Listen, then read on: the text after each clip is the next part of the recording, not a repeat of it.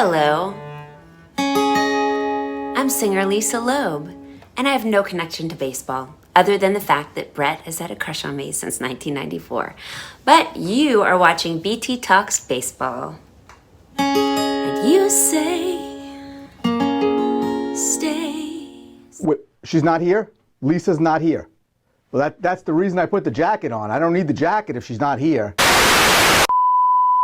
Well, hi, everybody, and welcome back inside BT Talks Baseball. I do not know what makes Lisa Loeb think I've had a crush on her since 1994 when I first heard her song Stay, which was featured in the movie Reality Bites and had that video with the cat and her running around the apartment. And I mean, yeah, she's cute and everything. And all right, I may have had a crush on her. I'm not sure if it lives on today, but I certainly did have a crush on her.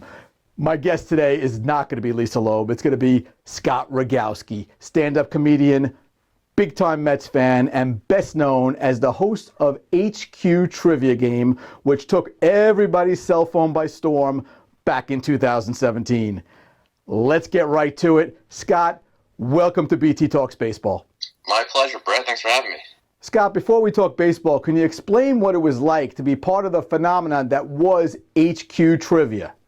Yeah, well, I appreciate the fact that so many people latched on to what I was doing, and you know, it's one of the proudest things in my life, to be honest, because it's the thing that I was able to really help build and help develop from the beginning in terms of you know, injecting my personality and my DNA into the show, which started back in the summer of 2017 with just the 8 people in the office playing, and ended up just 6-7 months later becoming an international phenomenon with over 3 million people playing. And of course, Scott, now since you've left HQ, you've become a sportscaster, you've worked on various baseball shows, and you've certainly revealed to everybody that you are a big fan of the New York Mets. Talk to me a little bit about growing up a New York Mets fan.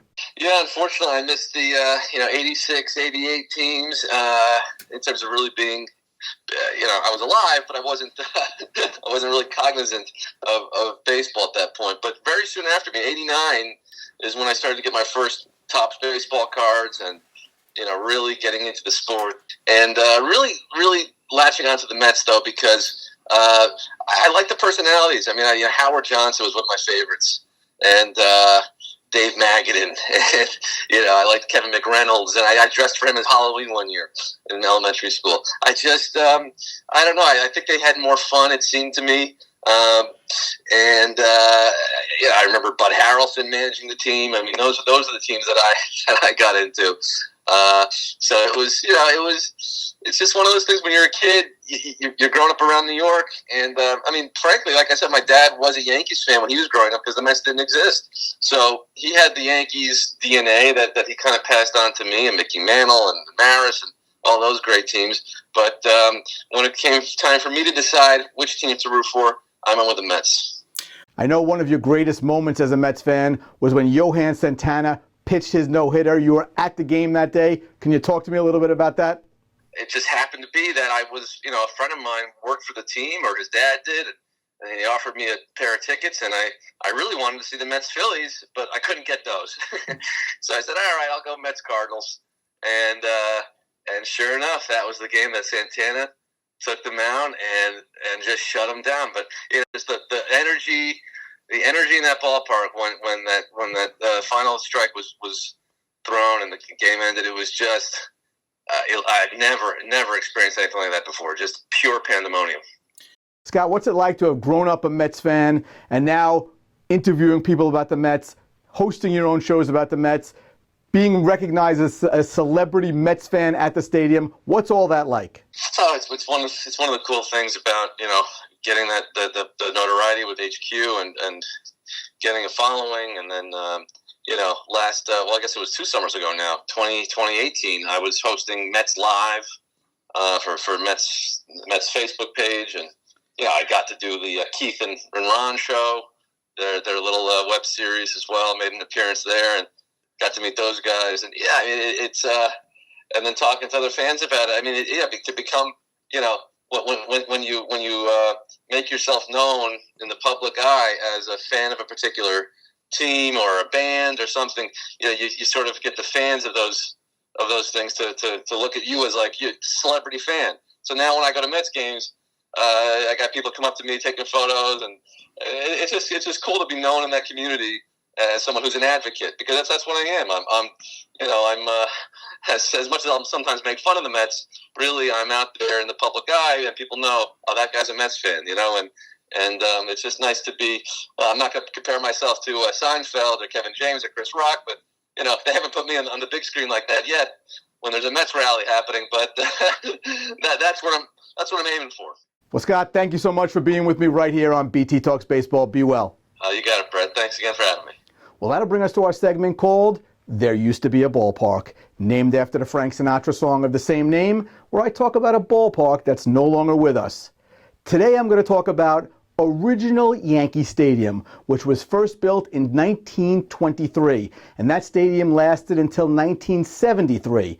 It was closed and refurbished during the 74-75 seasons to reopen as the first new Yankee Stadium in 1976. One of the things about the original Yankee Stadium in doing research that I found so interesting, and I featured actually in my book When Shea Was Home, is the fact that there used to be a secret room under second base which housed all of the electrical supplies for the boxing matches that used to take place at Yankee Stadium. So the boxing ring used to be in the middle of the field. So if you picked up second base, there was plugs that they could plug all of the equipment into for the boxing matches, and under second base, under the infield, was a very small room that was called basically an electrical room, where everything could be plugged into, so they didn't have to run long extension cords out to the middle of the boxing ring. I always found that to be really, really interesting. During the renovation in the 1970s, that super secret room under the Yankee Stadium infield was eliminated. One thing that's not going to be eliminated is the segment Mel's Memories. And Pops, you've already shared some of your memories of Yankee Stadium. What do you have to share with us? Yeah, if you went to Yankee Stadium and it was real crowded, you had general admission seats, and you didn't get a seat number, you just had to get a seat.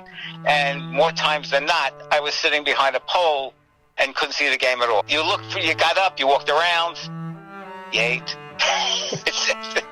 But you didn't have a choice. I remember there were big, tall metal poles with rivets in them to hold the upper stand up. Thank you so much for sharing. Say hi to Mom. I love you. Love you too. Bye-bye.